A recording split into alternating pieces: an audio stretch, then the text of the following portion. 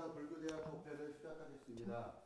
일체 중생을 깨달음으로 이끌어 주시는 삼부님의 삶을 따르고자 서원하는 삼기 의례를 모시겠습니다.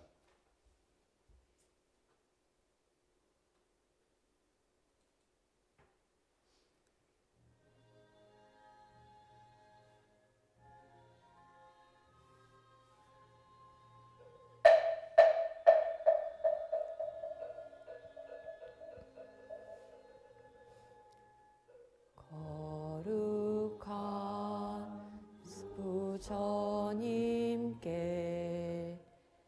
귀합니다.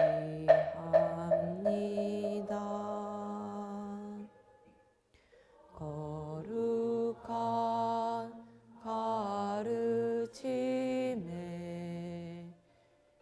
귀합니다.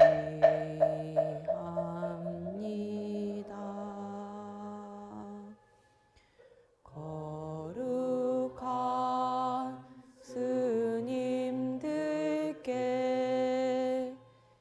귀합니다.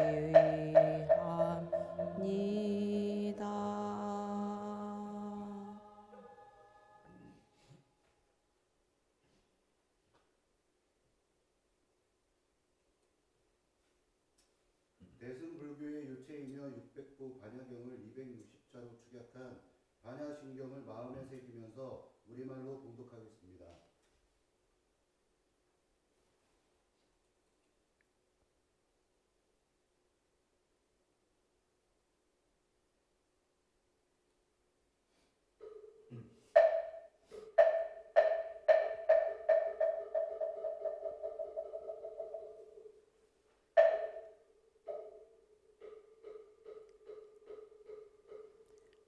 화반야 바라밀다심 관자재 보살이 행품야 바라밀다를 행할 오니 공한 것을 비추어 보 온갖 고통에서 건너느니라. 사리자 세기공과 다르지 않고 공리색과 다르지 않음 색이고 공이요 공이고 색이니 수상행식 그러하니라. 사리자여 모든 법은 공하여나지 멸하지도 않으며 더럽지도 깨끗하지도 늘지도 줄지도 않느니 그러므로 공가운데는 색이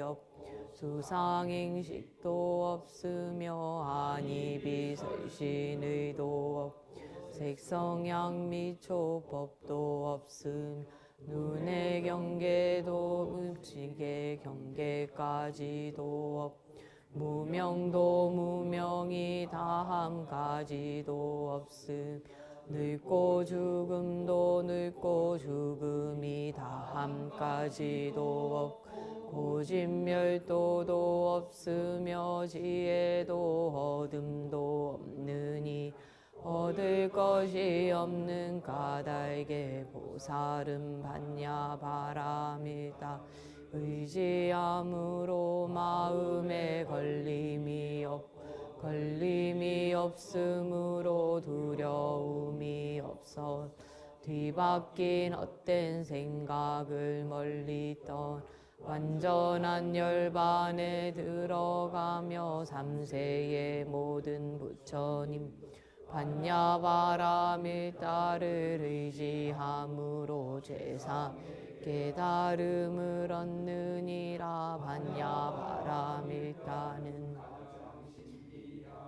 밝은 주문이며 위없는 주문이며 무엇과도 견줄 수 없는 주문인 온갖 괴로움을 없애고 진실하여 허망하지 않음을 알지니 이제 반야 바라밀다 주를 말하리라. 아제아 바라제 바라승아제 모지사바하제아 라제 바라승아제 모지사바 아제 아제 바라제 바라 승아제 모지 아하.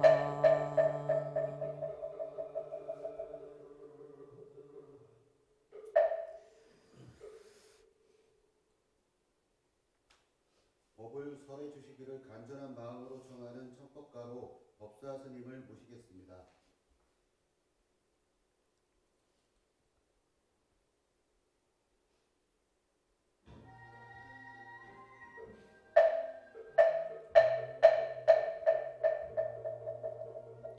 더 높으신 스승님 사자자의 오르사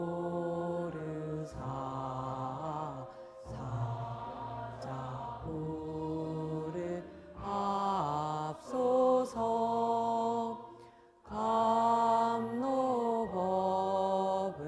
주소서 옛 인연을 이어서 새 인연을 맺도록 대자비를 베푸사 섭을 설하옵소서.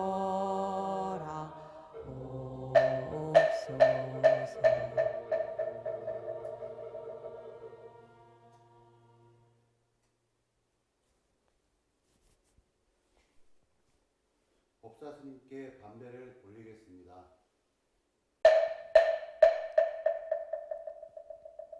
모두 자리에 앉아 자세를 가다듬고 스님의 지도하에 입장하겠습니다.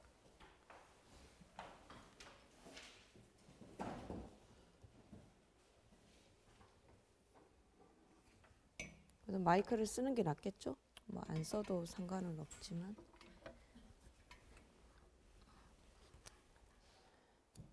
감기 조심하세요. 날씨가 갑자기 추워져서 감기 걱정입니다. 다나보살님만 감기 걸렸나 보네요. 다른 분들은 대답 안 하는 거 보니까. 맞아요. 지금 날씨가 갑자기 추워져서 다 목이, 제가 불교 개설을 어떻게 해볼까 하고 고민이 되는데, 불교 개설 내용이 우리가 이야기하면서 부분 다 들어가는 내용이어서 불법승 삼보를 어떻게 믿을 것인가, 법당의 예의는 어떻게 할 것인가, 그런 내용이어가지고 이제 사실 뭐 불교야 이야기하려고 하면 뭐 경전 하나 잡든지 뭐 이렇게 해도 할 이야기는 많으니까 그런 걱정은 없는데, 시험 치실 분들은 알아서 공부하실 거죠? 정법거사님 시험 치시죠? 문제 다 뽑아주실 줄 알고 있습니다. 제가 단톡에 그러면은 그 단톡에 올리면 그 파일 받아서 보실 수 있나요? 네. 그러면 기출 문제 그걸 제가 쭉 올려놓을게요. 그럼 거기 답안도 같이 있는 것도 있으니까 이렇게 1대1로 대조해서 외우시면 될 것 같기는 한데, 우리가 그렇다고 입시 학원처럼 할 수는 없잖아요. 이 귀한 시간에 이제 우리가 많으면 이제 3개월 남은 건데, 그 사이에도 그러니까 백유경이라는 경전이 있는데, 그건 이제 우화처럼 그냥 이야기처럼 돼 있는 경전도 있고, 여기가 부처님 생애에 많이 나와 있는 것 같아도 니까야 중에서 또 석가모니 부처님에 대해서 이야기 안 된 부분도 있고 해서 하려고 그러면 할 이야기는 많거든요. 근데 이제 또 시험을 쳐야 되니까 어느 정도까지 해야 되는가 그런 생각이 좀 들긴 한데, 그런 건 이제 기출 문제. 그럼 제가 뽑아가지고 파일로 올려 놓겠습니다. 너무 감사합니다. 공부는 각자 하겠죠. 그런가요? 오늘은 이제 부처님께서 이제 그 거의 반열반에 이제 드시기 위해서 가는 이제 그런 여정을 오늘하고 다음 주까지는 하면은 이제 부처님을 완전히 보내버릴 수 있을 것 같습니다. 다음 주면. 그럼 이제 12월이 되면 이제 부처님을 다른 형식으로 만나 뵈야 될 것 같아요. 생애로는. 그러니까 어떤 데는 부처님 설법이 45년이다, 49년이다. 그것도 또 약간 뭐 경전이나 뭐 이런 데 따라 조금씩 다른데요. 근데 뭐 45년이든 49년이든 그게 무슨 큰 상관이 있습니까? 부처님 법이 이까지 전해진 게 더 중요하지. 여기서는 보니까 부처님 성도 후 45년을 이야기하고 있더라고요. 그 어느 외살리에 계실 때였는데 그때 안거를 이제 외살리 근처에서 날려고 마음을 먹고 오셨는데 외살리가 그때 가뭄이었어요. 그러니까 가뭄이 들거나 그러면은 음식이 모자라잖아요. 아무리 부자라도 스님들 뭐 많으면 2,000명, 뭐 적어도 500명인데 한꺼번에 그걸 3개월 동안 뒷바라지하기가 너무 힘들잖아요. 부처님께서는 이제 그런 사정도 살피시는 분이라 그때 안거는 모여서 하지 말고 외살리 근처에 이렇게 서로 조금씩 나눠 가지고 마을에 한 분 정도 그러면은 이제 별로 부담이 안 되잖아요. 이렇게 공양 올리기가. 그러니까 그렇게 해서 각자 떨어져서 하게 돼요. 근데 그 당시에 이제 부처님 몸이 되게 안 좋으셨거든요. 그래서 아난다만 데리고 이제 외살리 근처에서 이제 안거를 나시려고 탁발을 가셨다가 이제 하시는데 너무 몸이 아프셔서 몇 날 며칠을 편찮으셨던 거예요. 그러니까 아난다가 너무 걱정이 됐는데 부처님께서 조금 기력을 회복해서 탁발도 나가시고 이제 음식도 먹고 하니까 아난다가 막 부처님 돌아가실까 봐 너무 걱정했다고. 근데 부처님 돌아가시기 전에는 분명히 나의 승가를 어떻게 해라 이렇게 말씀해 주실 건데 그런 말씀을 안 하셨길래 이제 열반에 안 드실 거라는 생각은 하기는 했지만 너무 걱정됐다면서 부처님 가지 마라도 고도하고 뭐 부처님 안 계시면 안 된다 하고 그냥 찡찡이가 됐어요. 안 한다가. 부처님께서 이제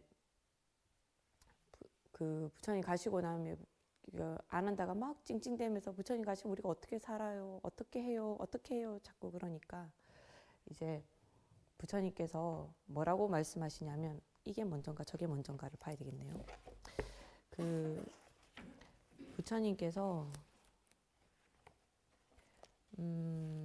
이걸 말씀하세요. 그 대반열반경, 반열반이라는 말이 완전한 열반에 드는 거라고 했잖아요. 이게 열반경이 있고 대반열반경이 있어요. 그러니까 일반적으로 그냥 열반경 이렇게 하면 이거는 이제 우리가 뭐 이걸 굳이 나눌 필요는 없긴 한데 그래도 그 일반적으로 소승경전이라고 얘기합니다. 그러니까 초기 불교 경전이어가지고 좀 이제 부처님 이렇게 니까야에 맞춰서 있는 경전이고 보면 이제 대반열반경이 있어요. 이거 잘 읽으셔야 돼요. 제가 일부러 이거 뗐는데요. 이게 붙여져 있으면 다들 어떻게 읽느냐면 대반열반경 이렇게 읽어요. 대반열반경이 아니고 대반열반경이에요. 반열반에 들어가시는 그 여정을 하신 경전이거든요. 이건 이제 대승경전이라고 해요. 굳이 우리가 열반경이다라고 하면 대승경전 아니고 여기라는 건데 지금 여기는 또 대반열반경에 또 맞춰서 또 쓰여져 있는 것 같더라고요. 그래서 여기 뭐라고 돼 있냐면 이런 말씀이 저는 되게 감동적이에요. 378쪽 중간에 보면 이제 교단을 어떻게 해야 되냐 이러니까 열애는 아무것도 감추지 않고 이미 모든 것을 말했다. 열애만 아는 법을 손에 꼭 움켜잡고 너희들에게 가르치지 않는 그런 것은 없다. 열애 혼자만 가지고 갈 법이란 없다. 또한 열애만 깨달음을 얻었다고 말하지도 않는다. 이렇게 말씀을 하세요. 그러니까 주먹 이게 부처님께서 어떤 내가 중생이나 제자한테 해야 될 말이 있는데 그 주먹을 꼭 쥐고 우리가 그 짤짤이 할 때 이 안에 홀짝인지 이렇게 주먹을 꽉 쥐고 있으면 홀짝인지 모르잖아요. 그래서 홀짝 이렇게 하지 않나요? 예비군이나 뭐 장교들도 다 같이 모이면 쉬는 시간에 짤짤이 한다고 그러더라고요. 주먹을 쥐면 안이 안 보인다라는 의미잖아요. 그래서 그걸 지금 방금 말씀하신 거, 열에는 말하지 않은 법이 없다. 주먹에 쥐고 펴지 않은 법이 없다. 이렇게 하는 것을 스승사자에 주먹권자를 써가지고 사권이라는 말을 해요. 사권이다 이렇게 말하면 말하지 않고 숨겨놓은 가르침이 있다 이런 뜻이거든요. 근데 부처님께는 숨겨놓은 가르침이 없다라는 거예요. 근데 그건 깨닫자마자 부처님이 하신 말씀 중에서 내가 깨달은 사실은 이 사실은 부처님께서 깨닫기 전에도 존재했고 내가 열반에 들고 나서도 존재할 것이고 그리고 여기서도 말하는 것처럼 나만 깨달을 수 있는 것이 아니고 세상 이치이기 때문에 모두가 깨달을 수 있다 이렇게 말씀하셨잖아요. 그래서 사권이라는 얘기를 합니다. 근데 이 경전을 들어보신 적이 있는지 모르겠는데요. 밀린다 왕 문경이라는 게 있어요. 어떤 분은 밀린다 왕문경이라고 하는데 그렇게 읽어도 상관은 없어요. 근데 끊을 때 밀린다 왕이 물어본 경전이라는 뜻이에요. 물어봤다. 그러니까 누구한테? 나가세나 비구한테. 그래서 밀린다 왕문경 그리고 나선 비구경 똑같은 거거든요. 그러니까 여기 나선은 나가세나를 한자로 음차한 거예요. 나선 비구경에 그러니까 밀린다 왕문경에 밀린다 왕이 나가세나 비구에게 이런 질문을 합니다. 부처님께서는 사권은 없다라고 사권이라고 해서 가르치지 않은 것이 없다라고 했는데 부처님이 침묵하신 질문이 있지 않았습니까? 들어보신 적 있지 않아요? 어느 날 한 비구였나 바라문인지 모르겠는데 어느 한 사람이 와서 이걸 물어요. 첫 번째, 이걸 물어봐요. 첫 번째, 세상은 영원히 존재하는가 아니면 나중에 멸망하는가? 그리고 두 번째는 열애가 열반에 들고 나면 존재하는가 존재하지 않는가? 그러니까 석가모니 부처님께서 열반에 반열반 들었잖아요. 그럼 이제 몸이 없어졌잖아요. 그럼 그 부처님은 존재하는가 안 존재하는가 물어봐요. 그리고 세 번째는 뭐냐면 정신과 몸은 같은 것인가 다른 것인가 물어봐요. 그 물어본 이유는 정신이 있다 하더라도 몸이 없으면 사람이라 할 수 없고 몸은 있어도 그게 시체면 그걸 사람이라고 하지 않잖아요. 그럼 정신과 몸 같이 가지 않는가 뭐 이런 식으로 물어본 것 같아요. 근데 이 세 가지 질문에 대해서 부처님께서 뭐라고 하셨냐면 대답을 안 하십니다. 그러니까 밀린다 왕이 뭘 물어봤는지 알겠죠? 대반열반경에서 분명히 그 가르치지 않은 것이 없다 했는데 이거 물어봤는데 대답 안 했잖아요. 그럼 안 가르쳐 준 거 아닙니까? 이렇게 물어본 거예요. 어떻게 생각하십니까? 그래서 나가세나 비구가 뭐라고 말을 하느냐면 질문에 대해서 대답하는 방법은 4가지가 있습니다 라고 얘기해요. 첫 번째는 직접 대답하는 거. 그러니까 당신 이름이 뭐요? 미탄입니다. 이건 직접적으로 말하는 거죠. 그리고 두 번째는 분석 또는 해석해서 얘기하는 거. 그러니까 뭐 예를 들면 오온이 무상하니까 무상하면 오온입니까? 이런 식으로 물어보는 거죠. 그럼 무상하면 오온입니까? 그럼 어떻게 분석할 수 있어요? 이게 A가 B인 것이 성립될 때도 있지만 B가 A인가 라고 할 때는 이거는 참이기도 하고 거짓이기도 하다 뭐 이런 식으로 얘기하는 거죠. 아까 물어본 질문 이거잖아요. 오온은 무상하다 이렇게 했잖아요. 그럼 이걸 뒤집어서 무상한 것은 오온입니까? 이렇게 하면 어떻게 대답할 수 있어요? 오온은 무상한 것이지만 무상한 모든 것이 오온인 것은 아니잖아요. 그러니까 제 행이 무상하다 했는데 그러면 오온이 제 행입니까? 이렇게가 되는 거잖아요. 그런 식으로 말을 끼워 맞추면 안 된다라고 분석해서 말해줄 수가 있겠죠. 그리고 세 번째는 반문입니다. 이게 도로 물어보는 거죠, 그죠? 어떻게 하는 겁니까? 엄마 나 지금 잠 안 자고 게임 해도 돼? 그럼 엄마 뭐래요? 해도 되겠니? 그럼 애가 뭐라 그래요? 안 되지. 그래. 이렇게 반문이죠. 이 도로 물어봐서 반문해서 하는 거예요. 그리고 네 번째가 뭐냐면 이런 거죠. 그 대답을 하지 않는다라고 말하지 않고 대답을 보류한다라고 하더라고요. 그러니까 보류한다는 말은 안 하는 거죠, 사실은.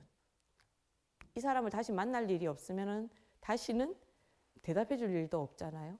그러니까 대답을 보류할 경우는 왜 대답을 보류하게 되느냐면 이거 세상이 영원한가 안 영원한가? 그럼 영원하면 살고 안 영원하다고 하면 죽을 거예요? 이게 내가 사는데 뭔 소용이 있어요?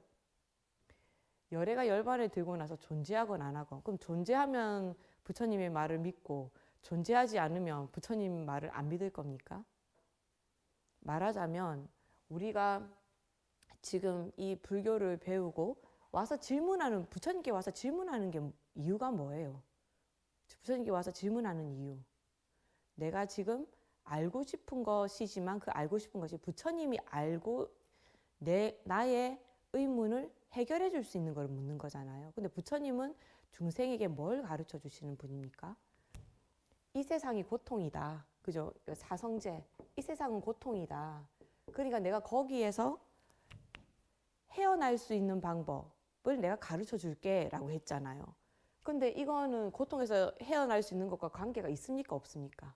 정신과 몸이 같으면 어떻게 할 거고 안 같으면 어떻게 할 건데요.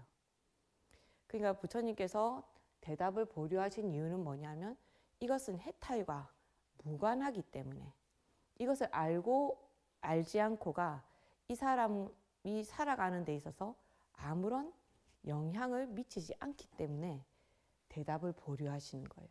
요거는 대답을 하는 방법을 네 가지라고 한 거예요. 그러니까 밀린다 왕이 아 그렇군요 이렇게 말을 해요. 저는 밀린다 왕문경을 중에서 좋아하는 이야기가 두 가지인데요. 이미 제가 이야기를 많이 하는 겁니다. 그러니까 밀린다 왕은 좀 의심이 많아서 그런지 이 나가세나 비구한테 질문을 되게 많이 해요. 있는 동안에. 마치 양무제가 달마대사하고 그 문답을 하듯이. 근데 달마대사하고 양무제는 한 번밖에 문답을 안 했잖아요. 근데 밀린다 왕과 나가세나는 끊임없이 질문을 주고받는데 제가 가장 좋아하는 것 중에 하나는 이 연부를 하면 천상에 난다는데 거기 이제 극락이라고 하고 하지 않고 천상이라고 하더라고요. 천상에 난다는데 이렇게 업이 많은데 어떻게 천상에 갈 수 있냐? 악업을 지은 사람이 어떻게 연부를 한다고 천상에 갈 수 있냐라고 묻는 거에 대해서 아 돌을 그냥 물에다가 퐁 빠뜨리면 가라앉는데 그 돌을 배에다 태우면 안 가라앉잖아요. 그러니까 연불이 배가 되고 아미타불이 배가 되면 우리가 아무리 업이 많아도 그 아미타불 등에 업혀서 극락에 갈 수 있다 하는 요거 하나 하고 또 우리는 내가 죽어서 이 모양 그대로 그러니까 이 모양은 아니더라도 내 뭐 영혼이 있다고 생각해서 내 영혼을 쭉 빼가지고 다음에 딱 태어나고 이렇게 생각하잖아요. 거기에 대해서도 이제 나가세나한테 묻거든요. 윤회를 어떻게 하는 겁니까? 내가 죽어서 다시 태어납니까? 라고 묻는 데 있어서는 갈대밭 비유를 해요. 갈대밭이 있는데 여기서 내가 이렇게 성냥을 탁 이렇게 해서 불을 붙여요. 그럼 처음에 성냥에 탁 하는 그 불과 그 불을 여기서 그 갈대를에다가 붙이는 그 불과 그 갈대밭을 다 태우고 난 뒤에 그 불이 같습니까? 다릅니까? 라고 그거 지금 방금 한 게 뭐예요? 단문이죠. 하고 밀린다 왕한테 도로 물어봅니다. 그러니까 윤회가 진짜 실제로 내가 죽으면 다시 딱 이대로 딱 태어나냐고 묻는 거에 대해서 반문으로 물어보는 거예요. 갈대밭을 그렇게 다 태우고 나면 처음에 그 성냥으로 탁 그었던 그 불, 그리고 갈대에게 붙였던 그 불, 그리고 그걸 다 태우고 맨 끝에 도달한 그 불, 같습니까? 다릅니까? 라고 하니까 같은 것도 같고 다른 것 같기도 하고, 같기도 하지만 다르고 다르기도 하지만 같다. 그러니까 윤회도 그러하다. 그렇게 대답을 하거든요. 그래서 저는 윤회에 대해서 그걸 봤을 때 완전히 머리가 탁 트이더라고요. 나가세나 비고가 굉장히 현명했던 분 같습니다. 밀린다 왕문경은 그 무료로 이렇게 배포되는 경전도 많으니까 질문거리가 많은 분, 효봉거사님이나 뭐 정법거사님처럼 질문이 많으신 분들은 한번 읽어보시면 굉장히 도움 될 만한 부분이 많습니다. 그러니까 우리가 지금 보면은 밀린다 왕문경을 한번 또 이렇게 이야기를 한번 들어보는 것도 또 공부가 될 수 있고, 우리가 기출문제에 매달릴 것이 아니지 않습니까? 그렇게 하면서 그러니까 난 다 가르쳐 줬다 이렇게 해요. 그런데도 제가 방금 안 한다가 이때는 좀 찡찡이가 됐다고 그랬죠. 안 돼요. 부처님 안 계시면 안 돼요. 부처님 안 계시면 어떻게 하란 말입니까? 하면서 또 막 찡찡대요. 그러니까 우리 부처님께서 그러면 이 승단은 내 것이 아니다. 그러니까 안 한다가 부처님, 승단은 부처님 것인데 부처님이 가고 나면 이 주인 없는 이 승단을 어떻게 하란 말입니까? 라고 막 얘기한단 말이에요. 그러니까 부처님께서 당신 돌아가시고 나면 이거는 정말 많이 나오잖아요. 자, 등명하고 법 등명하라. 이거를 다르게도 말한다는데 일단은 여기는 이 말이 나와 있으니까 이걸로 합시다. 그러니까 내 스스로를 등불로 삼아서 밝히고 법을 등불로 삼아서 밝히라. 이렇게 말을 하는 거예요. 그러니까 또 찡찡이가 나오죠.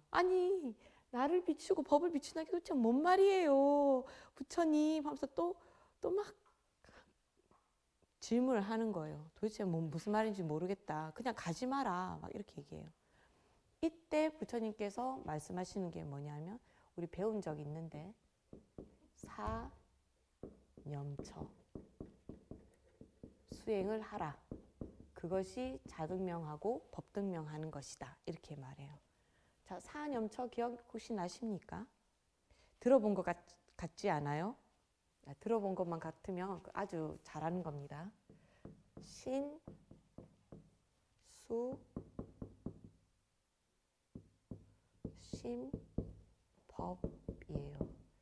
이 수는 그 감정이죠, 그죠? 내가 좋아하고 싫어하고 하는 감정이거든요.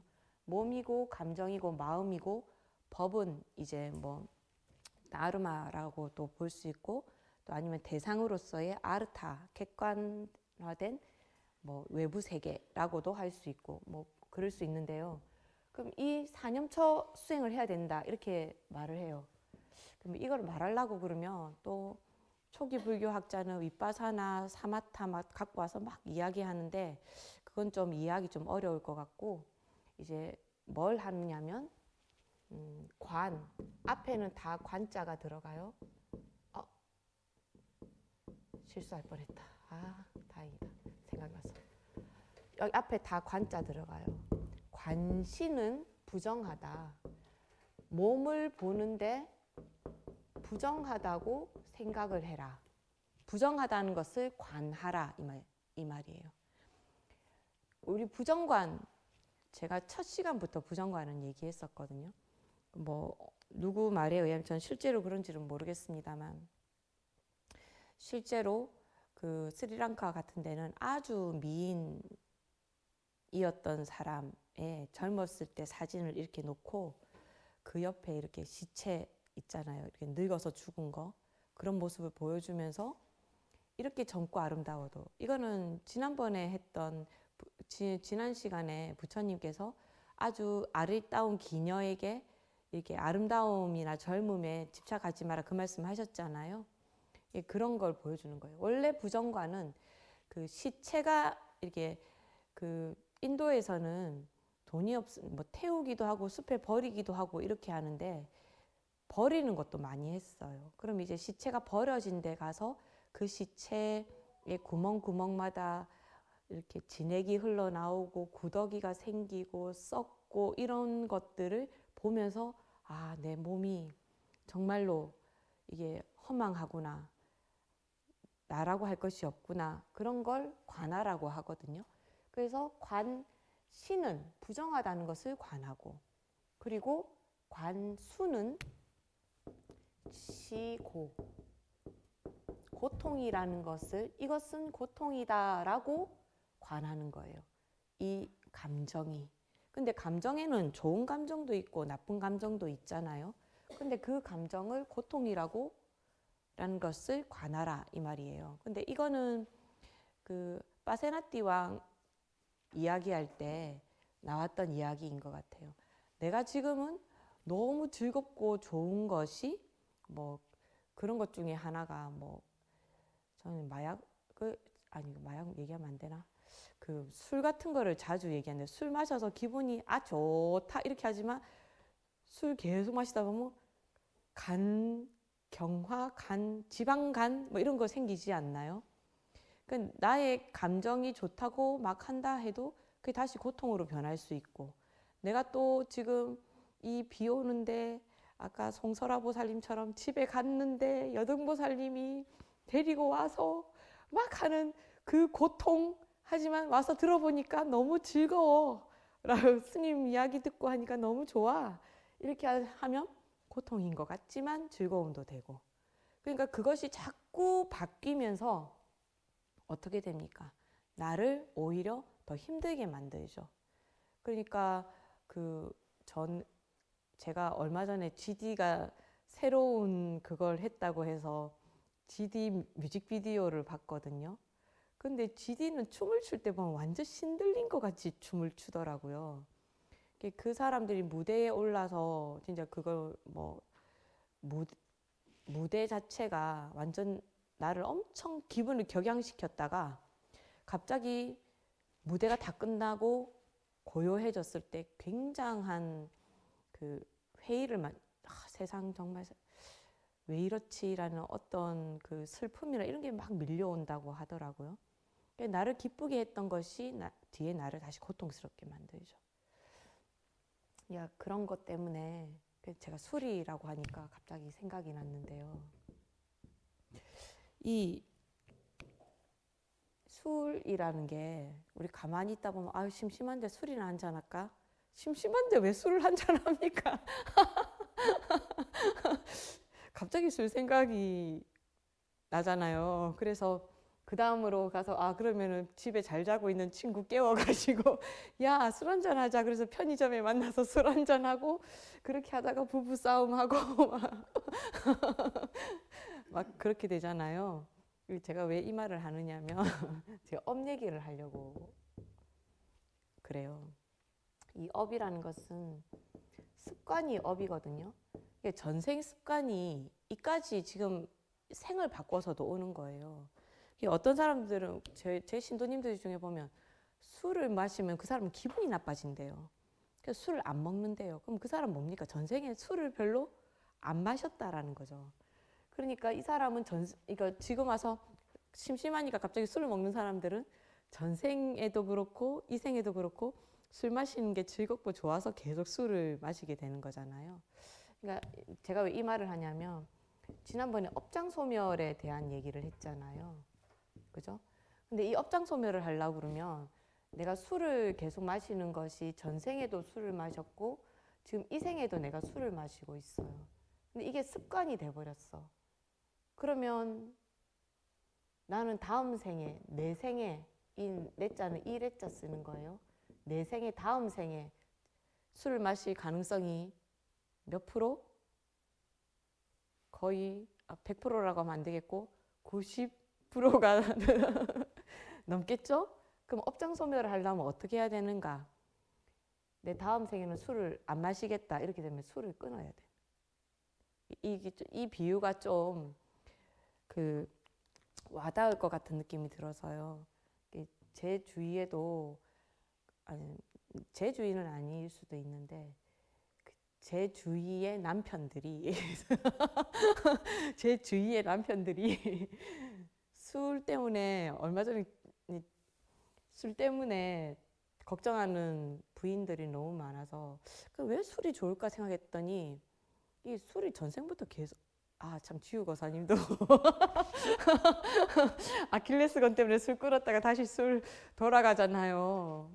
저는 이 업을 제가 주로 많이 비유할 때 고무줄에 많이 비유해요.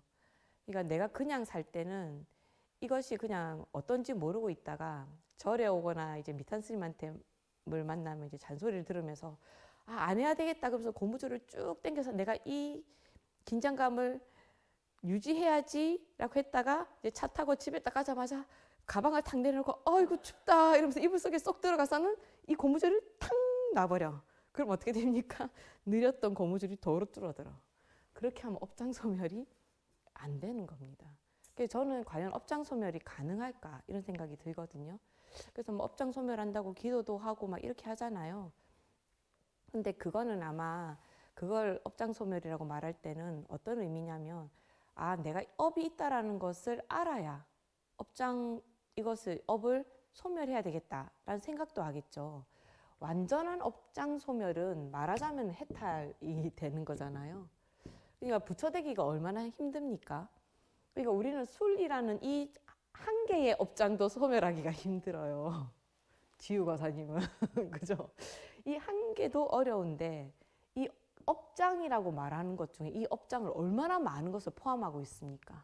그죠? 습관이라는 거에 얼마나 많이 하고 있습니까? 오늘 대화를 나누는데 누군가가 그러더라고요. 스님, 그러면 예를 들어서 내가 거짓말을 자주 하는 사람인데 내가 거짓말이 나쁘다는 것을 알고 참회하고 지금부터 거짓말을 안 하기로 했어요. 그런데 내가 거짓말이 나쁘다고 생각해서 지금부터 안 하지만 이제까지 난 거짓말을 하는 것을 나쁘다고 생각을 안 했기 때문에 했던 그게 남아있잖아요. 그러면 지금부터는 안 하지만 이 남아있는 것을 어떻게 해결할 수 있는가? 이 업 때문에 오는 저번에 효본거사님 말씀하셨던 업보, 이 거짓말이란 업에 의해서 생긴 이 업보, 이것을 어떻게 해결할 수 있는가? 나는 지금 이제 참회해서 업장은 소멸됐다고 생각하는데 업보는 그럼 어떻게 할 것인가? 이런 문제가 남잖아요. 근데 분명히 들어봤을 거예요. 이게 제가 계속 반복적으로 얘기하는 거지만 다시 들으면 또 새로우실 수도 있는데요.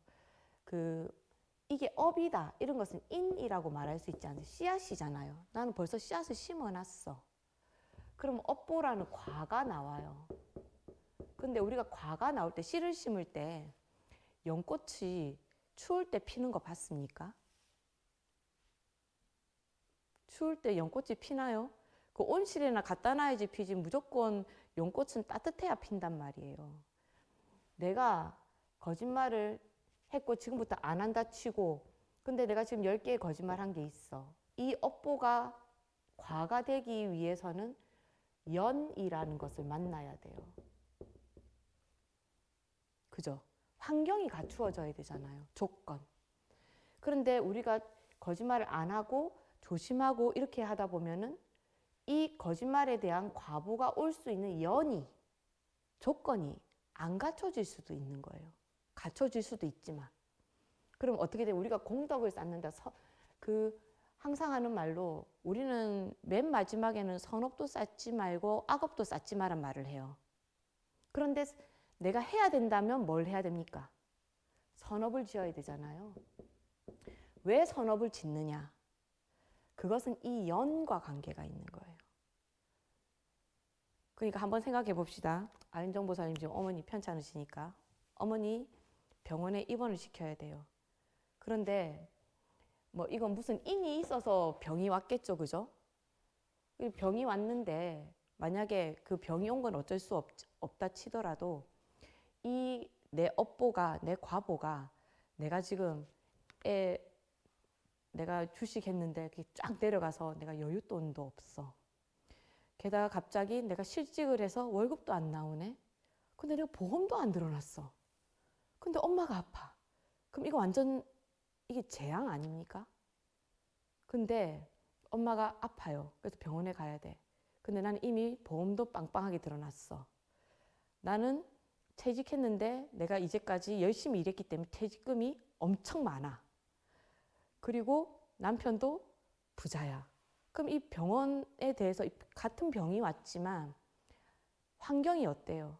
내가 그것을 재앙으로 느끼기보다는 아, 엄마가 어떻게 해서든지 빨리 회복하셔야지 여기에만 신경 쓸 수 있잖아요. 그러니까 제가 하는 말이 뭐냐 하면 업장 소멸은 될 수도 있고 안 될 수도 있어요. 기도를 해서 될 수도 있고 안 될 수도 있어요.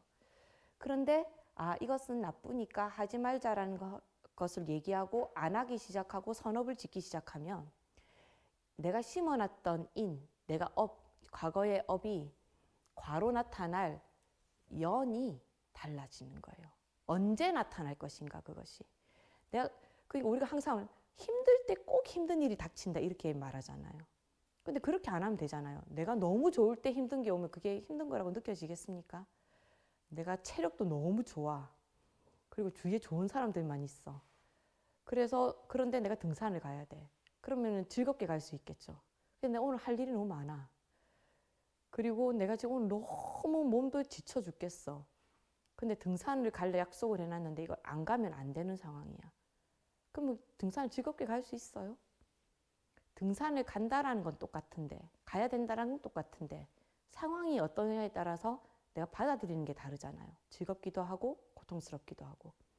그러니까 나의 업장 소멸이 된다라기보다는 지금부터 내가 공덕을 짓고 이것을 하지 말아야 되겠다라고 생각을 하면 이 과거에 내가 지은 것에 있어서는 내가 이 과가 올 수 있는 연이 사라진다면 인을 심어놨다 해도 그 업보가 안 올 수도 있어요. 근데 온다 하더라도 굉장히 좋은 조건에서 오는 거죠. 거기에 대한 우리 속담이 그거잖아요.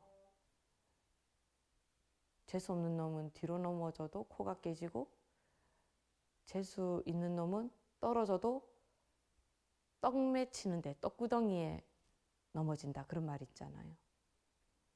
그러니까 여러분들이 나는 잘 살았다 라는 생각이 든다면 나는 나쁜 일이 온다.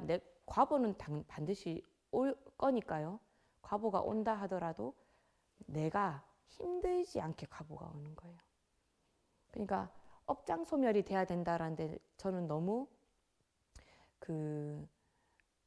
집착을 하기보다는 지금 현재에 집중. 내가 지금 어떤 마음을 갖고 있는가 그게 정말 더 중요하거든요. 내가 오늘 무엇을 할 것인가.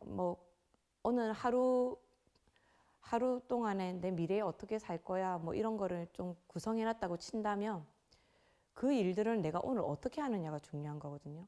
저는 그때 제 아픈 사람을 간호하고 그렇게 할 때 지나고 나니까 내가 좀 더 즐거운 마음으로 해줄 걸 하는 생각이 드는 거예요. 근데 지나고 나서 하면 그게 아무 소용이 없는 거잖아요. 그죠? 지금 내가 오늘 이 사람한테 해줄 수 있는 최선이 무엇인가를 생각하고 거기에 맞게 행동을 하게 되면 그것이 그렇게 그 고통이 길지가 않아요. 얼마 전에 제 신도님 중에 한 명이 한 1년 6개월 정도를 굉장히 힘들었어요. 그래서 저한테 올 때마다 쌤 너무 힘들어 죽겠어요. 막 그러고 진짜 울기도 하고 막 그랬거든요. 제가 그때마다 오늘 하루 내가 무엇을 할 것이 괴롭다는 생각에 너무 집중하기보다는 오늘 내가 할 일이 무엇인가라고 생각을 하고 무사히 내가 오늘 하루를 사는데 감사. 저는 업장 소멸하는데 가장 중요한 것은 감사가 아닐까라는 생각이 들더라고요. 나한테 주어진 것에 대해서 감사하는 것을 하다 보면 그것만큼 선업을 짓는 게 없잖아요. 나쁜 것에도 감사하고 좋은 것에도 감사하고 그것이 사실은 참회나 이런 것보다 오히려 내 업장을 맑히는 데는 훨씬 더 좋은 수단이 될 수도 있겠다라는 생각이 들었어요. 백년아 보살님이 저번에 질문을 해주신 덕분에 제가 저 업장 소멸이라는 거에 대해서는 별로 생각을 해본 적이 없거든요.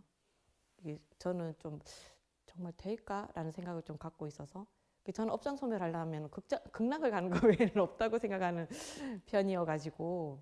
근데 있으면서는 어떻게 할 수 있을까? 근데 극락을 안 가고 내가 지금 살면서는 뭘 해야 될까라는 생각해 보니까 참회, 감사, 그리고 오늘 하루 열심히 산다는 게 뭐냐면, 내가 환자를 돌볼 때 막 힘들어. 그럴 때 뭐라고 하느냐면, 내가 이분이 죽고 나면 내가 후회할지도 모르고 후회할 일을 하지 말자라고 힘을 내는 거예요. 나한테, 그러니까 옛날부터 부처님께서 공덕을 짓는 것 중에 병자를 돌보는 것만큼 큰 공덕이 없다 했거든요. 저는 지금 제가 누리고 있는 이 모든 것이 그 환자를 돌본 공덕으로 내가 지금 이렇게 살고 있지 않는가라는 생각도 든단 말이에요. 부처님 분명히 말씀하셨기 때문에. 그러니까 이 사람, 오늘 아픈 이 사람에게 이 사람이 더 힘들지 내가 힘든가, 오늘 내가 무엇을 할 수 있을까, 그걸 생각하면서 내가 미래에 후회하지 않겠다라는 결심을 하면서 그걸 이렇게 할 때가 인이라는 게 되는 거예요. 그 마음을 내가 지니면서 그 상황을 가져가는 거예요. 인은 참는다라기보다는 어떤 마음을 내가 소중하게 지니고, 인이라는 거, 참는다라는 건 뭐예요? 내가 화가 막 나. 우리 화를 참아. 그 화가 내 속에 있어요, 없어요? 화를 참고 있으면. 화를 풀면 화가 없는데 화를 참고 있으면 화가 있는 거잖아요. 그러니까 인이라는 것은 사실은 갖고 있다라는 의미거든요. 그러니까 내가 이 병자를 보는 것도 힘들고, 그죠? 내가 가서 간호하는 것도 힘들지만 그 마음은 내가 갖고 있긴 하지만, 내가 미래에 내가 이 날을 생각했을 때 내가 잘했다라고 생각할 수 있도록 오늘을 행동하자 라고 하면서 인하는 거예요. 그게 인인 거예요. 참는 게 인이 아니고, 내가 어떤 그런 마음을 갖고 있지만 그것을 내가 어떻게 더 좋은 쪽으로 가져갈 것인가, 그게 인욕바라밀인 거예요. 바라밀은 피안으로 넘어가는 거잖아요. 엄청 갑자기 쓸데없는 소리를 많이 했네요. 그러니까 아무튼 수가 고이지만 이 고가 나중에는 다시 락이 될 수 있다라는 거예요. 그러니까 제가 1년 6개월 동안 그 힘들었다는 사람이 올 때마다 울고, 내가 그때마다 그렇지만 지금 어떻게 할 방법이 없지 않느냐고, 지금 할 수 있는 최선의 것을 하면서 가다 보면 나중에는 이 1년, 내가 그 1년 고생했는데 죽을 뻔했어. 근데 1년은 괴로웠는데 내가 30년 즐겁다. 그러면 나중에 그 30년간의 그 1년을 생각할 때는 그렇게 긴 기간이 아니니까 고생이라고 생각이 안 든단 말이에요. 근데 실제로 지난주에 한 신도님이 와서 그렇게 힘들었는데 어때요 요즘 살기가, 그랬더니 이제 1년 6개월 동안 고생했는데, 그랬더니 그것밖에 안 됐어요? 이러는 거예요. 저번에 6개월만 돼서 미치겠어요 이러더니 이제는 1년 8개월 정도가 지나고 나니까 한 1년이 이제는 그렇게 긴 기간 같지 않다 하면서, 지금 여유가 생겼으니까, 지금 내가 그 속에 있기 때문에 괴로운 것뿐이지, 그것이 지나고 나면 그때가 그렇게 힘들게 느껴지지 않거든요. 이것이 영원하지가 않다. 그래서 시심, 이 마음은 무상하다. 내가 지금 힘들다고 생각하지만 사실은 이것이 시간이 지나고 내가 편안해지면 그 옛날의 고통이 관심무상인 거예요. 이 마음은 항상 하지 않고 항상 변한다. 그러니까 내가 오늘 좀 힘들더라도 오늘은 힘들지만 이따 보면은 좋아지겠지라고 하면서 그 속에서 내가 감사할 일은 없는가를 찾아보는 거예요. 어떤 분들은 그러더라고요. 이게 암인데 갑상선 암이야. 그러면 다른 암 아니고 갑상선 암인 게 얼마나 다행이야 그런데요. 갑상선 암은 무슨 갑상선 샘인가 그것만 떼어내면 된다 하더라고요. 같은 암인데 어떤 암인가. 아픈 거는 힘들지만 그 속에서 내가 감사함이 무엇인가를 한번 찾아보면 고통이 줄어들잖아요. 고통이 줄어들면 나갈 힘이 생기거든요. 그럼 그게 빨리 끝나요. 근데 내가 괴로워하잖아요.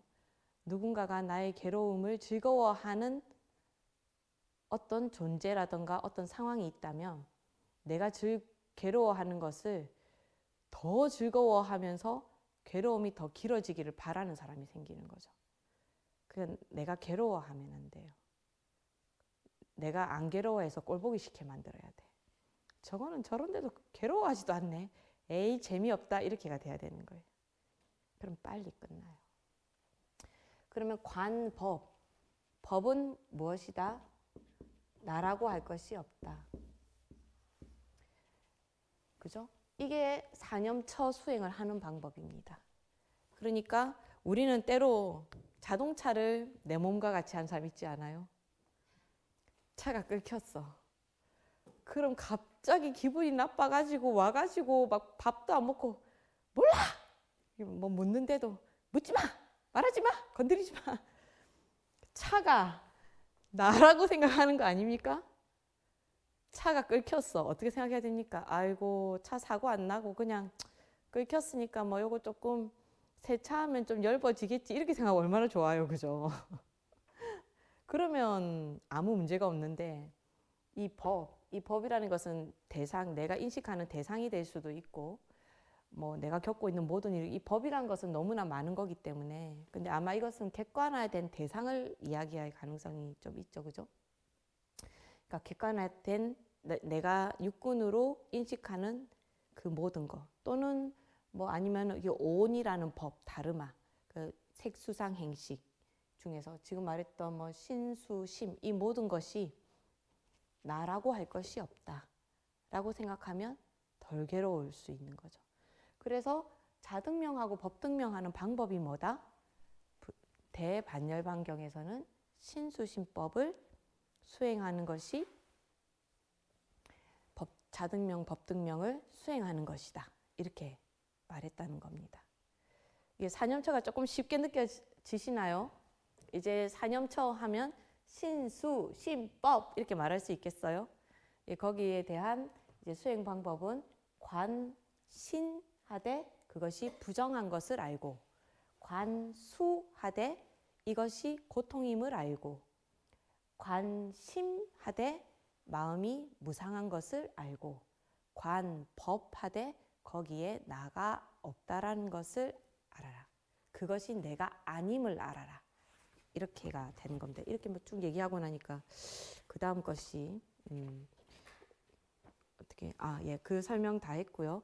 그러니까 이제 안 한다 그 말을 듣고 뭐 나서 이제 외살리로 다시 들어가서 걸식을 하신 다음에 부처님 또 너무 아프신 거예요. 근데 부처님 주로 등이 아프다고 많이 하셨다 하더라고요. 왜 등이 아플까? 여기 뭐 몸에 대해서 아시는 분 있어요? 왜 등이 아프셨을까? 등이 아프다고 매일 여기 좀 쉬어가자 이런 말씀을 되게 많이 하시거든요. 그래서 또 이제 탁발을 갔다 오셔서 또 유행을 조금 하시다가 너무 등이 아프다 쉬었다 가자라고 하면서 나무 밑에 또 눕게 되세요. 그러니까 또 안 한다가 부처님이 딱 누우셨는데 제가 어제 겪었던 것처럼 어제 나 누워 있었는데 지진 느꼈는데 대지가 진동하는 걸 느낍니다. 부처님께서요. 제가 느낀 게 아니고 저는 어제 그냥 지진이었어요. 지진 날 때 꽝 하는 건 진짜 놀랐어요. 꽝 하면서 웅 이렇게 하는데 한 몇 초간이었는데도 좀 무섭더라고요. 집은 튼튼한지 무너지지 않았습니다. 아무튼 눈도 오는데 지진까지 오니까 이거 좀 뭔가 심상치 않다 이런 생각이 좀 들기는 하더라고요. 어쨌든 그때 대지가 진동을 해요. 저 등이 아파서 누웠는데 그러니까 아난다가 깜짝 놀라서 부처님 왜 갑자기 대지가 진동합니까? 라고 물어봐요. 부처님께서 대답하시기를 이제 반열반에 부처님께서 반열반에 들겠다고 마음을 먹었기 때문에 생긴 일이다. 이렇게 대답을 하십니다. 그러니까 또 찡찡이가 뭐라 하겠어요. 부처님 가시면 아니 되옵니다. 더 머물러 주십시오. 막 이렇게 얘기해요. 그러니까 부처님께서 비구들을 강당에 모으시고 이 37조도품에 대해서 쭉 설명을 하십니다. 오늘 사념처 엄청 많이 설명했으니까 또 37조도품까지 하면 신수심법까지 또 잊어버릴 가능성이 있죠. 그죠? 그러니까 37조도품은 다음에 한 번 더 말씀드리고요. 37조도품 안에 또 사념처도 들어갑니다. 또 사념처라고도 하지만 사념주라고도 합니다. 주. 이게 처라는 말이 이제 그 있다라는 말이잖아요. 장소라는 말도 있지만 처하다라는 말하고 거기에 있다라는 말이 되거든요. 그러니까 머무르다라는 말하고 또 같이 될 수가 있겠죠. 그래서 사념처, 사념주 같은 말이고요. 아무튼 37조도품에 대해서 쭉 얘기하고 뭐 어떻게 됩니다. 그러고 나서 다시 길을 떠났다가 마지막 공양을 받게 되세요. 이 경전에서는 이제 쭌다라고 하는 장자가 부처님이 오신다고 정말 이제 전단목이라고 있어요. 전단향 들어보신 적 있죠? 아, 이제는 전단향이 거의 없다 하더라고요. 옛날에는 진짜 많았었는데. 그게 그 나무에서 기름 같은 것이 이렇게 나온대요. 기름이 많은 나무래요. 그러다 보니까 그 기름에서 향이 나요. 그래서 전단향으로 만든 그 뭐지? 그 염주라던가 전단목으로 만든 염주라던가 전단목으로 만든 향이 굉장히 비싼 값에 팔려요.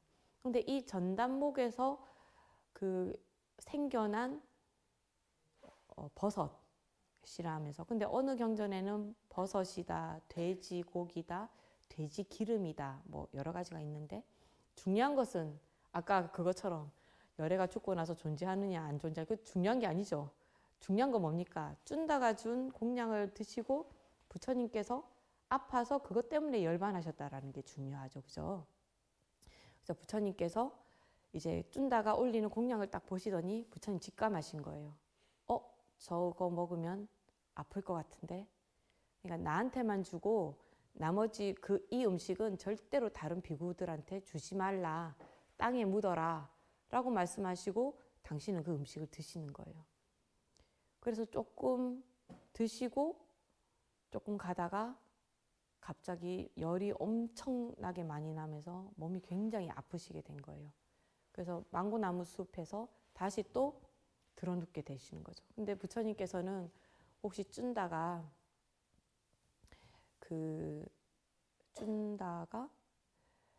근심할 수도 있잖아요. 내가 드신 거, 내가 공양 올린 거 드시고 돌아가시면 어떡하지? 막 그런 걱정할 수 있을 거잖아요. 그래서 아난다를 시켜가지고 쭌다한테 가서 가장 성도하시고 나서 가장 먼저 올린 공양, 그리고 돌아가시기 전에 직전에 올린 공양, 이 공양의 공덕은 똑같다. 그러니까 너는 뭐 다음에 천상에 태어날 거고 뭐 앞으로 복을 받을 거고 뭐 한다면서 그걸 전해주고 와라, 이렇게 얘기를 하거든요. 근데 여러분 생각은 어때요? 성도 후에 올린 공양의 그 가치가 높다라는 것은 좀 이해할 수 있을 것 같지 않아요? 성도 후에 가장 먼저 공양을 올리는 사람은 누구죠? 저도 이름은 기억을 못 하겠어요. 수자타 생각하려고 그랬죠. 근데 수자타는 성도하고 나서 올린 게 아니고 성도 직전에 올렸죠. 그럼 성도 후에는 지나가던 두 상인, 이름은 제 기억 안 나는데요. 두 상인이 지나가다가 부처님을 보고는 너무나 환희로워서 공양을 올려요. 그래서 거기서 이제 그 바로, 그러니까 부처님께 그냥 음식을 그냥 딱 드릴 수가 없잖아요. 그러니까 부처님께 그냥 받을 수 없으니 그릇을 가져와라 라고 해요. 그때 이제 바루가 나오는데 대승경전에서는 그때 사천왕이 바루를 갖고 내려와서 부처님께 드렸다라고 하는 경전이 있어요. 그런데 일반 또 다른 경전에는 그 사람들이 처음에 금 바루에다가 음식을 올려서 바쳤더니 금은 안 된다. 다음 은 안 된다. 금도끼냐 은도끼처럼 은 안 된다. 그다음 수정 안 된다. 모든 법에 안 되고 맨 마지막에 돌바루만 받으셨다. 이렇게 나오는 부분이 있어요. 그래서 그 두 상인이 바루와 함께 부처님께 공양 올린, 또는 사천왕이 그 바루를 갖다 주고 그 공양은 그 두 상인이 올린 그분이 성도하고 나서는 최초의 공양자입니다. 그리고 쭌다는 열반에 드시기 전에 최후 공양차가 되죠. 그럼 여러분 생각해 보신 적이 있습니까? 왜 이 앞에 성도 전에 공양 올린 것, 성도할 수 있도록 공양을 올린 수자타나 성도하시고 나서 이제 몸이 쇠약해지셨는데 공양을 올린 상인 같은 경우에는 그 공덕이 굉장히 많다라는 게 이해가 되는데, 쭌다는 그거 먹고 돌아가셨는데, 그 못된 사람들은 살인자 이렇게 말할 수 있지 않아요? 근데 왜 그 공덕이 앞에 두 사람의 공덕과 같다고 말씀하셨을까?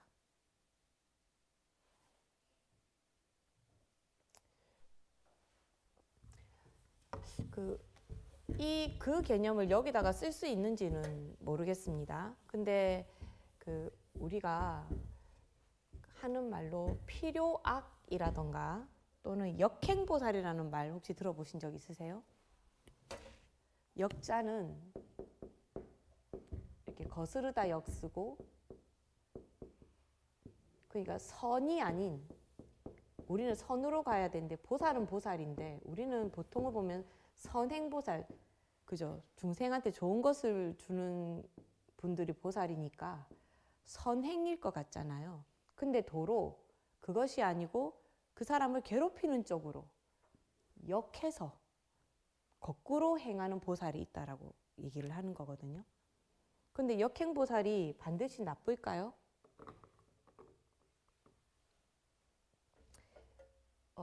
어떤 비유를 들어야 될지 지금 생각이 빨리 나지는 않는데요. 예를 들면 이렇습니다. 지금 쭌다를 한번 예를 들어보면 할게요. 부처님은 어떻게든 열반에 드셔야 돼요. 그럼 열반 방법이 여러 가지가 있을 거 아닙니까? 근데 부처님께서 수명이 다해서 그냥 조용히 가는 방법도 있으시겠지만, 부처님이 등이 아파서 너무 괴로워서 안락사인 경우에, 그죠? 아, 그럼 쭌다가 그럼 안락사를 시킨 거군요, 부처님을. 그런데 이제 부처님이 어떻게든 열반에 드셔야 되잖아요. 그죠? 부처님 몸을 버려야 무여 열반에 들 수 있는데, 그 무여 열반에 들 수 있도록 도와주는 역할을 하는 거잖아요. 그러니까 부처님을 얼마나 좋으신 분인지 제가 지난번에 아자타사뚜 이야기할 때 말씀드렸죠. 그러니까 아사세 왕이 아버지를 죽이고 자기가 왕이 됐는데, 빈비사라 왕은 석가모니 부처님의 친구였잖아요. 그러니까 자기 친구를 죽인 아들 옆에 계속 계시면서, 중림정사에 계속 계시면서 아들이 뭘 질문을 하면 대답도 해주고 가르치고 하셨단 말이에요. 왜 그러셨어요? 남들이 그 아들을 보고 부모를 죽였다, 패륜하다, 살인자다 이렇게 말할 텐데, 부처님 옆에 계시니까 어떻게 돼요? 부처님 용서하신 것 같네. 그러면 우리도 라고 생각하면서 그 아자타사투에 대해서 사람들이 비난하는 것을 좀 멈출 수가 있잖아요. 부처님께서 그 방패막이가 돼주신 거거든요. 그러니까 쭌다에 대해서도 부처님 이거 걱정하신 거는 그렇게 생각할 수 있죠. 걱정하신 건. 걱정하셨기 때문에 너의 공덕도 우수하다 이렇게 말씀하셨을 텐데, 그 우수한 원인을 우리 입장에서 생각을 해보면 이제 반열반에 드실 수 있도록 그 수단을 제공했다 이렇게 볼 수도 있는 거죠. 부처님 너무 힘드시니까요. 그러니까 그게 뭐 좋은 거다 나쁜 거다 뭐 얘기하긴 좀 그렇긴 한데, 그러면서 쭌다의 근심을 없애주십니다. 부처님 너무 자비로우신 분이기 때문에 자기 때문에 중생이 아파하는 거를 좋아하지 않으셨어요. 자기를 죽이려고 했던 대바다타도 용서하시는데, 쭌다는 죽이려고 한 것도 아니고 좋은 거 먹이려고 하다가 그게 독버섯이었던 뭐 그게 뭐였던 간에, 그리고 부처님 여기서 보면 아셨잖아요. 이거 먹으면 죽는다. 그럼 부처님 자살하신 건가 그러면? 독인 걸 알고 드셨잖아요. 여러 가지 해석이 가능하네.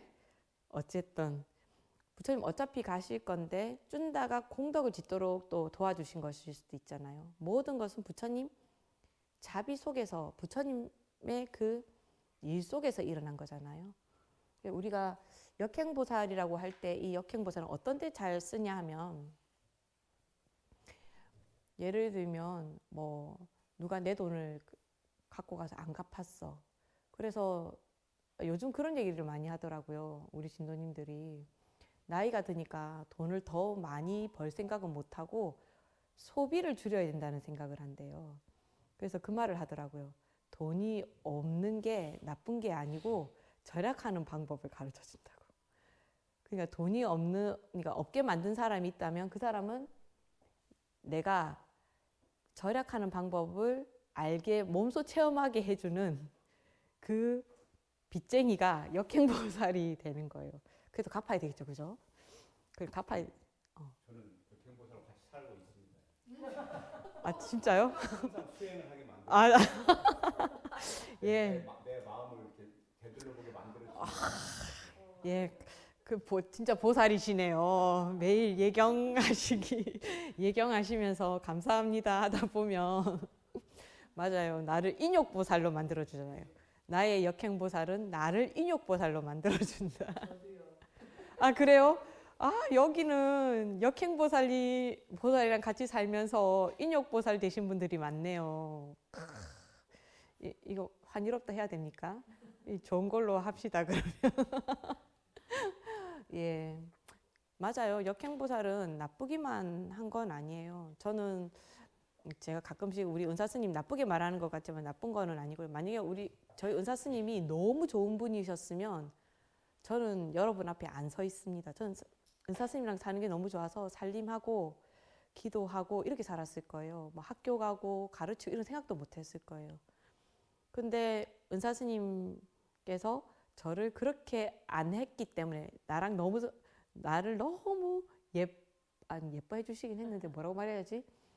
내가 거기에 폭 빠지도록 나의 콩깍지를 처음부터 벗겨주셨기 때문에 콩깍지 안 쓰이게 해주셨기 때문에 저는 또 다른 방향으로 뭐 이게 더 좋은지 나쁜지는 알 수 없지만 어쨌든 제가 공부할 수 있게 된 게 은사 스님 덕분이라고 한다면 은사 스님은 저희 역행보살이시지만 저한테 좋은 영향을 준 거죠.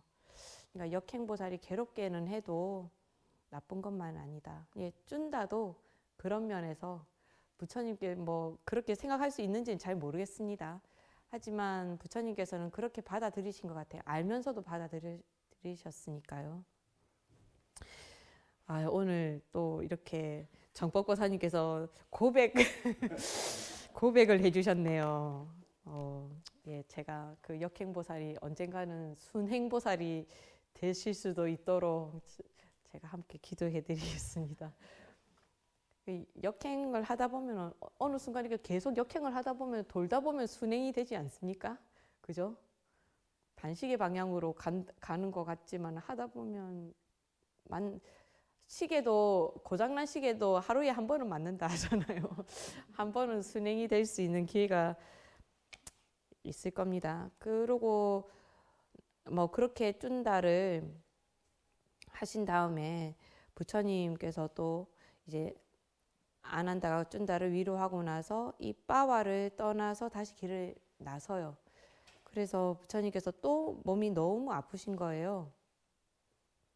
그래서 또 가다가 이제 선정에 아프니까 쉬시면서 선정에 드신 거예요. 그래서 그 길을 가던 어떤 사람이 지나가다가 그 수레를 굉장히 시끄럽게 이렇게 하면서 지나갔대요. 근데 이 부처님께서는 그 소리를 듣고도 고요하게 선정에 들어 계신 거예요. 이런데 반해가지고 출가하는 경우도 있어요. 저도 출가하면 이렇게 조용하게 살 수 있을 줄 알고 속았어요. 부처님한테 속았어요. 이거는 진짜. 부처님 내 인생 내놔라고 해야 돼요. 부처님한테. 이때 부처님 이런 내용이 저한테 역행보다 아무튼 저는 이런 것도 되게 좋아하는데 아무튼 이게 너무 집중을 하다 보니까 막 콕 소리를 내고 가는데도 부처님 선정이 드니까 그 사람이 그걸 보고 너무 감동해서 뛰어내려가지고 우리 스승도 이랬다면서 이야기를 하니까 부처님은 갑자기 무슨 부심이 있었는지 나는 수레 소리하고 천둥 소리하고 어느 게 더 크냐 이렇게 물어봐요. 그러니까 수레 소리하고 천둥 소리하고 비교도 못해. 천둥 소리가 더 크죠. 이러니까 부처님께서 천둥이 치고 난리 나고 마을에 뭐 천둥이 벼락이 떨어져 갖고 난리가 나가지고 사람들이 웅성웅성웅성 막 하는데 난 그것도 모르고 선정에 가만히 있었다. 그랬더니 어떤 사람들이 제가 지진이 났으니까 다들 스님 지진 났는데 괜찮습니까? 이러는 것처럼 아니 부처님 왜 이렇게 조용하시지? 벼락 맞아 아니 천둥 소리 때문에 놀래서 돌아가셨나 하고 어떤 사람이 와봤을 거 아니에요. 오니까 부처님께서 웬일로 왔냐 하니까 아니 부처님 이것도 좀 이상하긴 하네요. 선정에 드셔서 천둥 소리도 못 들었는데 사람이 와서 부처님 하는 소리를 어떻게 들으셨지? 선정에서 깨어나셨겠죠 당연히. 와서 우리 그렇게 천둥 번개가 치고 하는데 어떻게 이렇게 선정에 드셨습니까? 난 그 정도로 선정에 깊게 든다 이렇게 말한 거예요. 이 부처님들이 이럴 때 부심을 부리시네요. 나는 너희 스승보다 더 위대하다 이런 식으로 그렇게 하니까 이제 그렇군요 하면서 자기도 뭐 부처님 제자가 되겠다고 하면서 어쩌고 저쩌고 또뭐 이런 내용을 다 읽어 보시면 될 것 같습니다. 그래서 저는 이제 그 다음번 중요한 게 뭐냐 하면 이제 이런 게 있어요. 그 388쪽에 보면 부처님께서 계속 좀 편찮으시거든요. 그러니까 이거 비구 얘기가 어디 나왔지? 4가지 비구 없었나?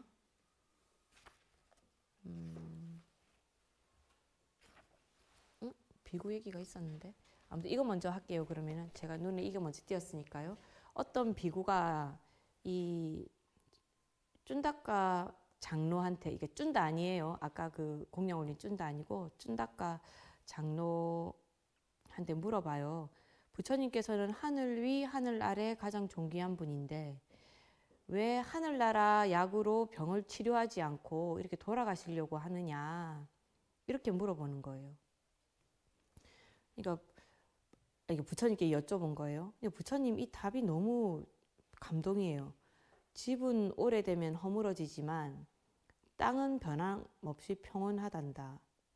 어제 지진 나니까 안 그렇던데.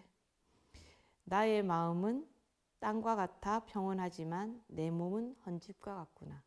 그러니까 이제 집이 다 됐기 때문에 가는 거지. 나의 근본, 나의 땅은 항상 고요하다. 이 말씀을 하시는 거거든요. 그러니까 우리도 이런 면에서 뭐 요즘은 너무 건강에 막 신경을 쓰고 젊음에 너무 신경을 쓰다 보니까 전 그게 좀 걱정이 되더라고요. 저 어차피 공부한다고 계속 인터넷에 접속을 하다 보니까 가끔씩 이렇게 쇼츠 앞에 나온 거 보면 아니 그 알고리즘이 그렇게 떴다면 내가 예쁜 사람을 좋아한다는 건가 그러면? 아니, 뭐 왠지는 모르겠는데 요즘 아이돌들 뭐 하는 게 앞에 굉장히 많이 나와요. 제가 그걸 이제 보지는 않더라도 이게 너무 예쁘고 너무 아름답고 이런 데만 사람들이 환호하고 어떤 경우에 미국의 어떤 살인자인가 하는 사람들은 너무 예쁘고 너무 잘생기다 보니까 무슨 그 팬카페 같은 거 만들어서 막 그 살인을 했음에도 불구하고 저렇게 잘생긴 사람은 풀어줘야 된다고 뭐 앞에서 판사들한테 시위를 하고 그런다 하더라고요. 이게 무엇이 우선됐는지 전도가 된 거잖아요. 잘못된 거잖아요. 그러니까 부처님께서 오래 사시는 것은 다행입니다만은 좋은 일입니다만은 부처님께서 이렇게 편찮으시잖아요. 근데 이 편찮으신 대로 계속 살라고 하는 것도 그게 제자로서 그죠? 그게 좀 부처님께 너무 한 일이 아닌가 하는 생각이 좀 들기도 하네요. 어쨌든 부처님께서는 몸은 허물어져서 이제 늙어서 이제 갈 때가 돼서 가는 거지만 땅이 평온한 것처럼 나는 아무렇지도 않다. 이 말씀 뭐냐 하면은 굳이 헌집을 계속 유지할 필요가 없다. 이렇게 말씀하시는 거죠. 이 비구에 대한 4가지 비구에 대한 이야기가 있는데 그게 앞에 했어야 됐는데 넘어갔군요. 383쪽에 보면 383쪽 이게 맨 아랫단에 보면 사문에는 네 종류가 있습니다. 이렇게 말해요. 첫째는 도를 실천함이 뛰어난 사문이고, 둘째는 도를 설하는 것이 뛰어난 사문이고, 셋째는 도에 의지하여 생활하는 사문이고, 넷째는 도를 행하는 척하며 악만 저지르는 사문입니다. 그러니까 스님들 중에서도 스님이라고 해서 다 믿으면 안 되고 구분을 잘해야 된다라는 말이거든요. 그러니까 부처님께서 그러고 나서 이게 맨 끝에 보면 이렇게 해요. 그 세상 사람들은 겉모습만 보고 그를 훌륭한 사문이라 말합니다. 그러니 겉모양만 보고 한눈에 존경하거나 가까이에서는 안 된다. 이런 말씀을 하세요. 그러니까 이게 과연 나의 길잡 선지식이 되어주실 분인가 아닌가. 이거 겉모습으로만 보지 말고 내가 그걸 알아낼 수 있는 그 눈도 있어야 된다라는 말이거든요. 그러니까 이걸 잘 못해서 우리가 흔히 저지르는 실수가 사이비 교단에 들어가게 된다던가, 그죠? 그런 일이 생긴다던가. 이 길잡이에 대한 이야기, 아까 제가 백유경 이야기 해드렸잖아요. 백유경이라는 말은 뭐냐 하면 백백자에 유자가 비유하다 유자 경이거든요. 우화예요. 그냥 이야기예요. 부처님 이야기는 없고. 그러니까 어떤 현상에 대해서 100가지로 이제 비유해서 나타낸 경인데, 이제 그 백유경에 보면 이런 이야기가 있습니다. 이 길잡이 이야기랑 이거 길잡이를 알아보는 눈에 대한 이야기인데요. 어떤 상인들이 있었어요. 이 상인들이 배를 타고 장사를 나가야 되는 거예요. 근데 자기는 상인이지 배를 운전하는 사람은 아닌 거예요. 그러니까 배를 타려고 하면 이 배를 백기를 아는 사람이 필요하잖아요. 그래서 백기를 아는 사람을 만나서 이제 찾아가게 됩니다. 그래서 이 길잡이 되는 사람이 장사를 할 수 있도록 잘 도와줘요. 그러니까 근데 이제 인도에서는 무슨 일을 우리나라도 그렇지만은 이제 제사를 지내서 내가 백기를 나가는데 뭐 풍랑도 없게 하고 장사도 잘 되게 하고 뭐 이런 제사를 지내러 바라문을 한 사람 찾아가는 거예요. 그래서 우리가 장사도 잘 되고 이게 풍랑도 안 만나고 안전하게 갔다 오려고 그러면 어떻게 해야 됩니까? 라고 하니까 마치 그 심청이 얘기가, 그 심청이 인당수에 빠지는 이유가 그 파도나 이런 거를 재우기 위해서 인신공양하는 얘기잖아요. 근데 이 바라문도 그렇게 얘기해요. 사람 한 사람을 제물로 삼아야 됩니다. 이렇게 얘기를 해요. 그러니까 상인들 자기들끼리는 우리는 친구 아이가. 우리 중에서는 아무도 제물로 되면 안 되지. 그럼 누굴 제물로 삼지? 하다 보니까 친분이 없던 그 길잡이가 있는 거예요. 그래서 저 사람이 딱이네 하면서 이 길잡이를 제물로 삼아버립니다. 그래서 공양을 올리고 하늘에 제사를 지내고 자기들이 이제 장사를 나가요. 어떻게 됐겠습니까? 길을 잡아줄 사람이 없어져 버렸는데. 이 사람들은 뭘 모른 거예요. 자기들이 이제까지 길잡이를 해준 사람이 있었잖아요. 그래서 잘 됐잖아요.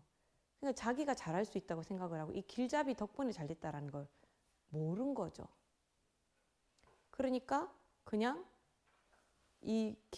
친하지 않다라는 이유로 제물로 삼아서 하면 되겠네. 결국은 이 사람들은 풍랑은 안 만났을지 몰라. 만약에 제사를 지내서 그 효과가 있었다면, 그죠? 풍랑은 안 만났을지 몰라도 자기가 원하는 곳으로 갈 수 있었을까요? 결국은 우왕좌왕 했겠죠. 길을 모르니까. 부처님은 항상 그 말씀을 많이 하시거든요. 여기에 여기에 나왔던가? 그러니까 어떤 비구가 와서 난 부처님한테 이런 말 들었다. 그러니까 내 말이 맞아. 아니야, 부처님이 이 사람 말이 맞다고 한 그 사람이 얘기한 말이라서 이 말이 맞아. 같은 어떤 이거를 두고 이 사람이 맞다, 저 사람이 맞다. 근데 다 부처님 말씀이라고 그래. 근데 뭔가 상반됐어. 그러니까 이런 거죠. 그 사념처 수행을 한 부정관을 하라 했는데, 아니 난다한테는 부처님이 천생의 예쁜 여자를 떠올리면서 수행하라고 하셨거든. 그러니까 부정과는 틀린 거야. 천상의 그 예쁜 여자를 떠올리면서 수행을 해야 되는 거야. 다 부처님이 하신 말씀이잖아요. 싸우는 거야. 그때 부처님 어떻게 하라고 했냐면 그 말을 잘 생각을 해서 나한테 무엇이 맞는가를 잘 선택하라고 그랬거든요. 그러니까 부처님이 말씀하셨다 하더라도 그래서 비판하지 않고 그냥 받아들이지 말고 항상 비판해라. 당신 말씀하셔놓고는 항상 비판해라. 이렇게 말씀하셨거든요. 또 우리가 길잡이를 대하는 것도 그래요. 그 초발심 자격문인가 그런 말이 있거든요. 컴컴한 밤길을 가는데 어떤 사람이 횃불을 들고 있어요. 근데 그 횃불 든 사람이 거짓말쟁이에 악인에다가 사람 두들겨 패고 깡패 같은 사람이야. 근데 횃불은 그 사람이 들고 있어. 근데 저 사람을 따라가야지 나는 길을 갈 수 있단 말이에요. 그러면 우리는 그 사람이 나쁘다고 해서 거짓말했다 나쁘다 해서 그 횃불 안 따라가야 됩니까? 따라가야 되잖아요. 누군가가 그런 말을 하더라고요. 간디 저서를 읽는데 그 간디가 말했던 그 비폭력에 대한 그런 것들이 너무 좋은데